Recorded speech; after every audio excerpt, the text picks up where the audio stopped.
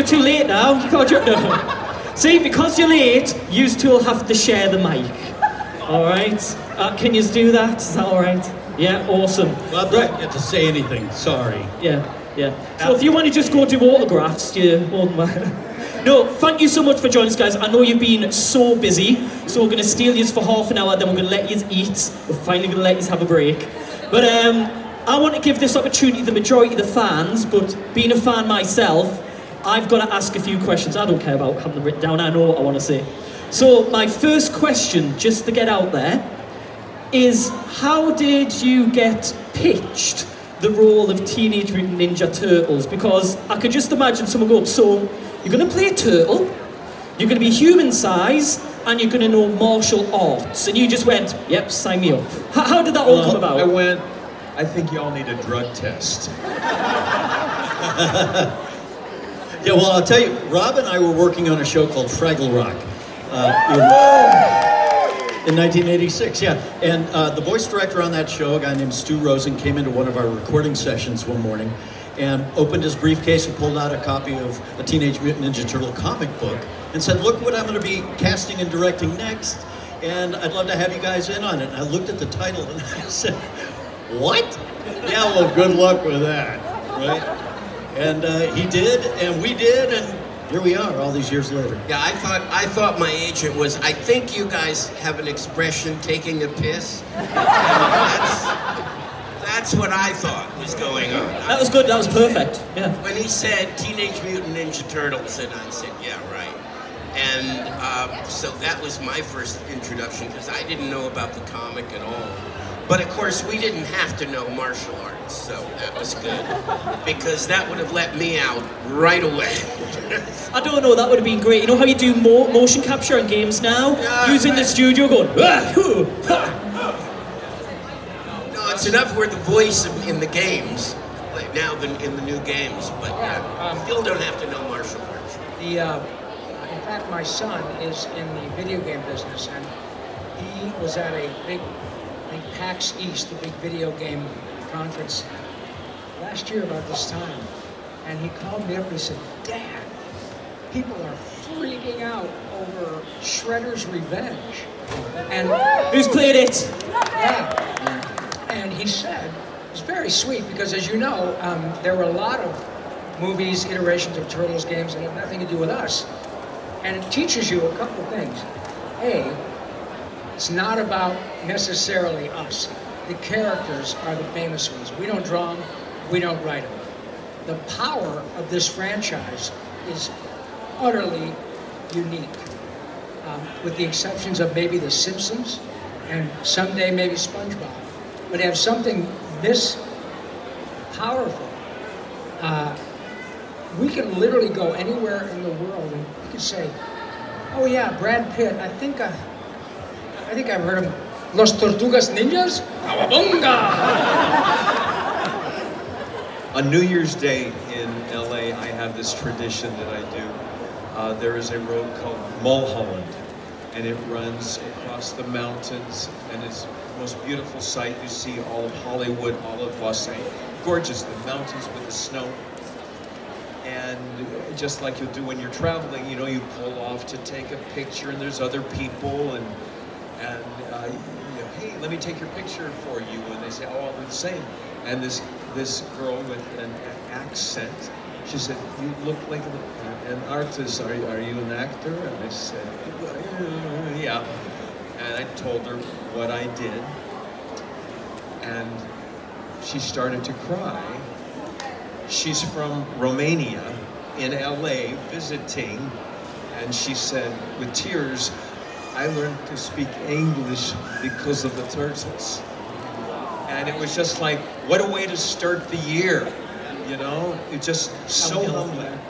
And I'm happy to say that with these boys, it is never lost on us, the power of this, and it never goes to our heads.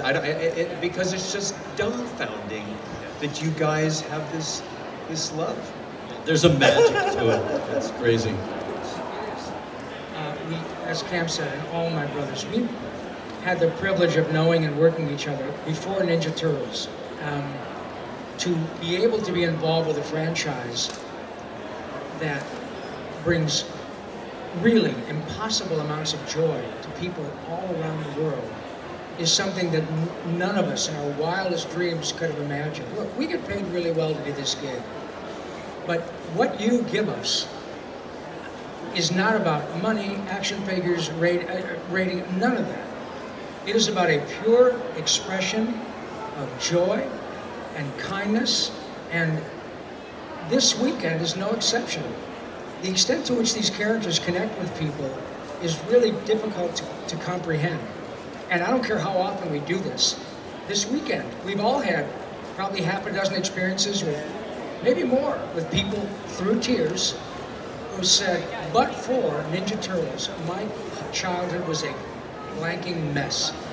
And you will never know what Ninja Turtles ...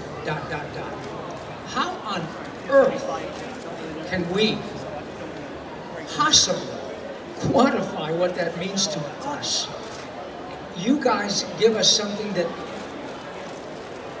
no one else can give us. So, thank you. We owe you. Yeah, and frankly, the fact of the matter is that without you, there would be Nothing. no us. so really, seriously, thank you. Yeah, and by the way, we're really, excuse me, Barry, but this is important. Shut up.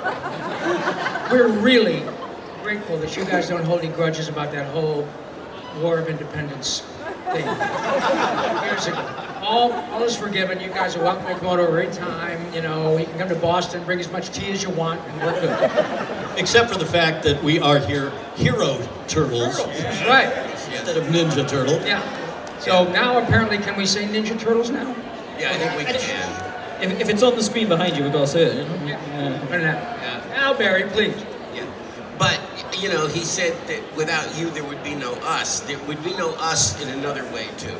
Yes. Which is that we completely lost touch, most of us. Oh, right. Lost completely, I did anyway, for almost, what, 25 years, 30 years? Well, the three of us were touring without you. Yeah, I know. I don't know. I know, I didn't know, but now I know. But anyway, but we hadn't been in touch, and someone came up and said today, they said that they remembered hearing us in this reunion that we did, which was the first time we'd gotten together in like 25 years, on Rob's show, on Talking Tunes. And that was the beginning of us doing cons together. And we hadn't seen each other as a group up until then. And now, you know, we're texting all the time. I mean, I'm an only child, but I have 3 brothers now, and that's all due to you. And it's just an amazing thing that in our stage of life, we've rediscovered this incredible friendship. So thank you for that. And like, just when you like saying 25 years is such, like, so many different generations, and like before you came up I was joking on saying who watched it originally. We had it on BBC One and cartoons on a Saturday morning. I was watching it in the morning. Who was watching it originally when it first aired? See, look at this. Who's new Turtle fans as well? We've got new Turtle fans. So many different generations. You guys having this impact, it must be very humbling. It's like, I've seen you guys non-stop, just cues, autographs, different age ranges. Coming to this event is meant so well. For me, it's amazing getting to speak to you guys. I'm like, well, what's crazy is the folks who, I still call you guys kids, because you were kids to us. Anybody under the age of 100, right, is a kid to us. And you're all raising your kids now on our original series. That's so nice. And your great-great-grandchildren come up to us. Clearly, turtles live a long time. Yeah, we're getting, in fact, my high school yearbook picture was a cave painting. So, we're pretty old, but yeah, you're exactly right. It is probably, not even probably, among the most unique pop culture phenomenon. Touchstones, astonishing. We were in last year in March, we were in Abu Dhabi. That one I missed, unfortunately. That's right. Barry was, you were in London? Yes. Doing theater and having COVID, yeah. And yeah, we were in, the three of us were in Abu Dhabi. And it's surreal seeing a bunch of lovely young UAE folks dressed in, you know, the appropriate Arab attire going, Turtapawar, Kawabunga! Amazing! Absolutely amazing. And I don't care how many times we have the privilege, and make no mistake, we have worked really hard, you guys, for this privilege. And that's exactly what it is. And probably not to say this, but screw it. You get actors over here who come to a show, and these folks are nice enough to fly them across the Atlantic, put them up in a lovely hotel, give them a couple of beans and fresh food, and they don't behave nicely and humbly and appreciatively. Screw them! This is what we work for. Anytime you get someone who goes out who says, yeah, I don't know what, then you know what? They don't need your time. We have nothing, again, without every single one of you.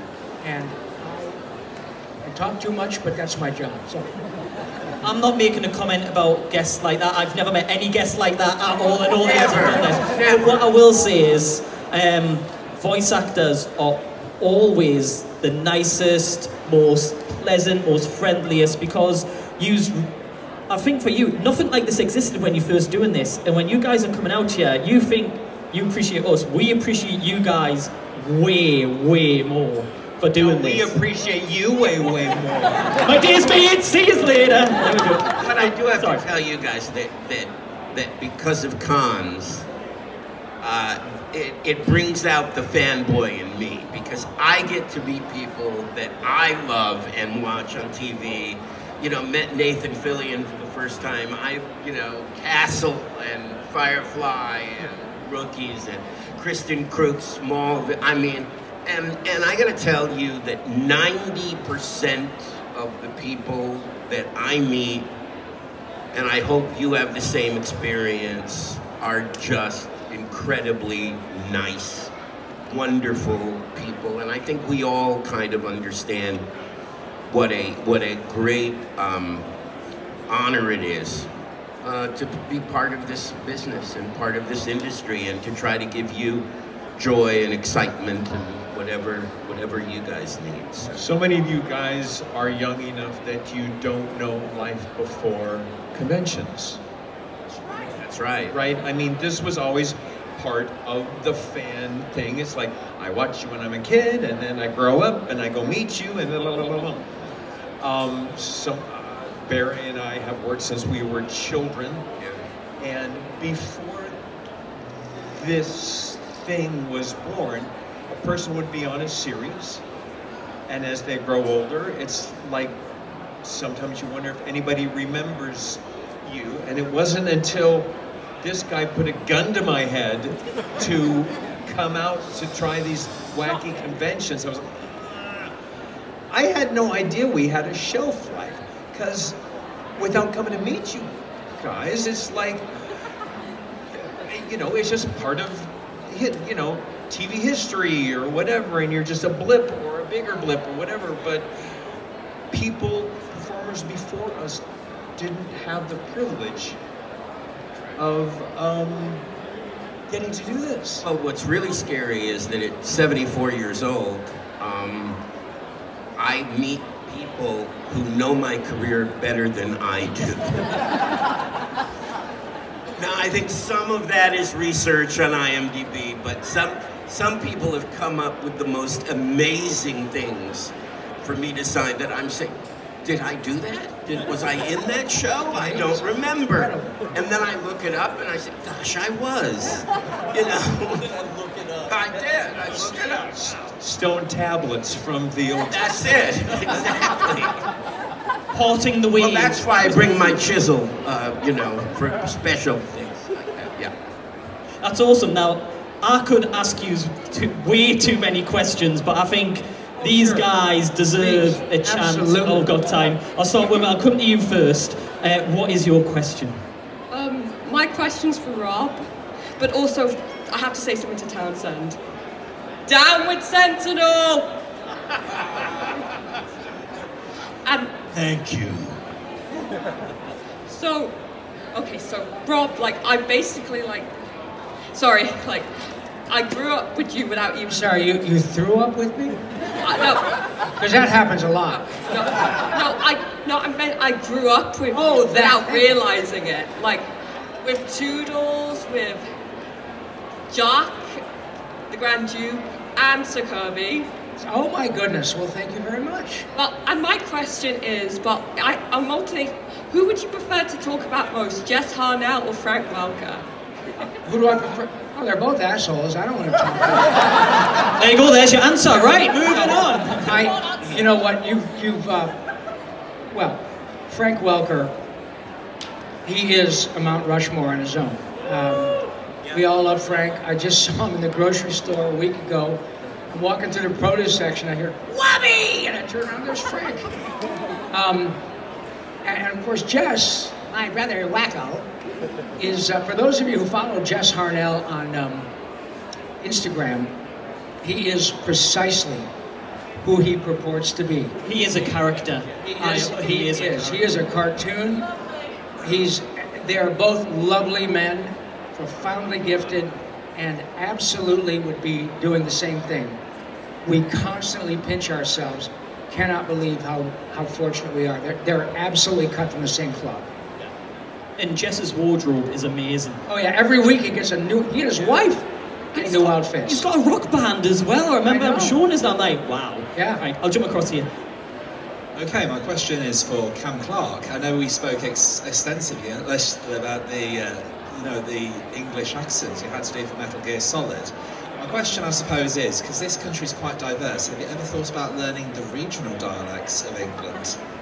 Maybe do Scouser, Glaswegian. Nothing like putting them on the spot. And actually, I want that for all of yous. Because I'm going to teach yous an accent in a minute. Well, I'm pretty sure that as liquid, my accent is all over the country anyway. I got embarrassed thinking I was coming here to meet you real folk from the real country, and then all of a sudden I'm talking from someone else, from Liverpool, or who's the person that's from, what's the northern part? It's called a Geordie. Hi, I'm a Geordie. A Geordie. Now, this is me hiding my accent. If you want me to talk my usual pace, man, this is what we're talking like all the time in Newcastle. Why, man? In English, please. Oh, okay, right, shall I teach them some quick Geordie? Geordie, right, okay. So, to say yes in Geordie, we're so thick. There we go. Why aye, man? Why aye, man? We want to hear it. Go on. Why aye, man? Why aye, man? Into the mic, though. Why I man? Not bad. Why I man? That was good. Why I'm in. Yeah, that's what you hear walking down the big market every night. Why aye, man? Why I man? Because I not woman. Isn't that what you meant? Not that I don't want to be, you know. Close enough. Close enough. No, that's remarkable. And a lot of us, I think, but Maurice Smith and the Brain and I often regale each other with British humor, which is what really inspired. Peter Sellers is my spirit animal. Of course, the Pythons, the Two Ronnies, Jasper Carrot, all the Carry On films. And I'll tell you something, Mo and I bonded over, you probably know this, but Peter Cook and Dudley Moore did a brilliant sort of thing years ago called Derek and Clyde, which is really filthy, but really funny. And if you ever want to probably have way too much fun, have a couple of pops and find Derek and Clyde on YouTube. And it is so wrong, but so smart. And so, you know, Jonathan Winters, Johnny Carson, Lucille Ball, Cara Burnett, but man, the British humor just lights me up. Let's not forget Benny Hill. I will say, half the time when you guys come up to the table and give me your name, I have no idea what you just said. It's vile. Naughty. Molly is I'm going to come vile. up later and talk full Geordie at you and just watch your face like, what? Somebody yesterday said, I said, hi, thank you so much for coming. What's your name? May I sign this? Sure. What's your name? Ale. Ale, like A-L, no, Ale. A-L-I, Ale. Ella? A-L, Ale. I said, no, Ale? Ale, yeah. But it means it wasn't the I, we say Ale, and she was like, Ale. And yeah, it takes a while. There's only 3 frickin' letters. And The tough one that I had. You guys learn to speak American. The tough one. We're not starting a war again. Let's not go there. I have to say, that's what's cool. When you guys come over to our side. Did you have LLYR? Yeah. What's that? LLYR? Yeah. Did you have? Yeah. That one too. And I still can't pronounce it. It's here. Hugh. Is that right? Well, when you guys come LLYR. I hear, L-L-Y-R. Here, I think. Yeah. people doing American. You all do Southern things. Y'all want to talk like this. Everybody talks like this when they come over on yonder on our side, except for your actors. Hugh Laurie, what a spectacular actor. Damian Lewis, Jesus. I watched every episode of Homeland before I understood that he was a British actor. Incredibly gifted. And we're just... Same so with glad to Christian be here. Bale. Say again? Same with Christian Bale. Oh my God. Astonishing, yeah. What I'd love to happen, and we're going to have to tweet out about this, I think it'd be really cool if we get you guys back next year. In a heartbeat. We do a panel where we go through maybe a turtle script, but then you've got to keep changing your accent for the turtles. And it could be where you do different characters that you've done in the past, like Darkwing, Liquid, everything like that. And then I'll We gotta think of something fast, boys. Yeah, April O'Neil's coming over for some pizza. Ain't got brain turtle power! Cowabunga. Cowabunga. Yes. Every You guys have so many dialects. It's just incredible. Wouldn't that be amazing? Should we bug Wales on socials and get them back next year? I have to say, there are places in the Deep South, and especially like in the Adirondack, not at the Blue Ridge and Appalachia, where I can't understand some folks from the Deep South. Very thick, you don't know nothing about the way them folks talk over yonder. It's very difficult to understand sometimes. Are there ever circumstances where you guys go to Northern England and say, I don't understand? I live there half the time, I don't understand. I mean, Yeah, that's good to know, because there are times when my wife is from North Carolina, and I met some of her relatives, and I truly had to say, would you get me a copy of Hooked on Hillbilly? I don't really know how to. Astonishing different. Yeah. So then I shouldn't be ashamed then that when I watch BritBox or Acorn back home, I do put on the subtitles. I don't have to be ashamed to of be that. fair, I think the person doing the subtitles doesn't have a clue and just makes Oh, them do along they as well. not? Oh, they do not. I have seen the strangest translations. I am hooked on BritBox. I just Me too. Happy Valley and Shetland, and it goes on and on and on. Just love the stuff. And I gotta say something. I'm not gonna get political. I'm just saying there is so much violence in American television, and my family and I, we are just in awe of the cop shows and shows. There's a murder, a whodunit or whatever, but I'm just as hooked on the show without all the violence. Yes, there's still a murder, and there's a cop, and there's finding the villain, and da-da-da-da-da. Are you guys aware of this difference in your crime, or whatever the word you want to use, your television of that nature than ours? It's so much more character driven. It's so. And I sit there enjoying it more than the bombastic shows that we produce. So Barry and I were speaking about this yesterday. The phrase, there are no small parts, only small actors. Right. You? There are no. Yeah. Right. Yeah. Your actors Your British trained actors are so freaking good, and the number. Somebody has 2 lines on Silent Witness or yeah, whatever. Midsummer Murders, or as I said, Shetland, or whatever. 2 or 3 lines, and they're transfixing. Yeah. They're so talented, and then you continue to watch a couple of other things, and oh my God, that was the guy that was in Broadchurch. Now he's got a bigger. He's fat. There's only about 12 British actors, is what I wanted to say. Olivia Colman, David Tennant, they seem to be in a lot. Well, and you know, speaking of David Tennant, I was just going to say, in the 2012 iteration of Ninja Turtles, in which I was Donatello, David Tennant did a 13-episode arc as a character called Fugitoy. And when he came to work, I said, oh my God, David, I'm a huge fan. I Broadchurch, you know, well, thank you very much. I said, I just so glad you're here, because, well, it's Ninja Turtles. So what do you think I do? It's Ninja Turtles. He loved doing it. He is a fanboy. He loved Doctor Who so much he married the daughter. How about that? Yeah. I think we're actually out of time, so I want you guys to have a break because you have been non-stop all day. I know you've got photo ops coming up at 2 o'clock, and I think there's still some available if you want any. Then you'll be coming back and you'll be doing more signing just opposite over here. Guys, should we get a selfie with everybody in the crowd here as well? Yeah. All of us together, should we do that? Sure. Yeah? Should we get a shot for a selfie? You got a camera? A photograph. I've got my phone if we want to. I'll get a photo of you guys and I'll get a photo of you all the crowd before I jump on the front. So everyone's going to have to smile. You want you guys forgetting, you don't need me. I'll take a photo of you all and I'll pass it on. Okay, we'll get everybody in.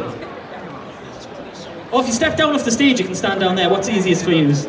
Right. Is everybody ready? Right. 3, 2, 1. Big smiles! And now lots of cheering in the background. That's amazing. 1, 2, 3. Turtle power! Ladies and gentlemen, big round of applause! Love you very much.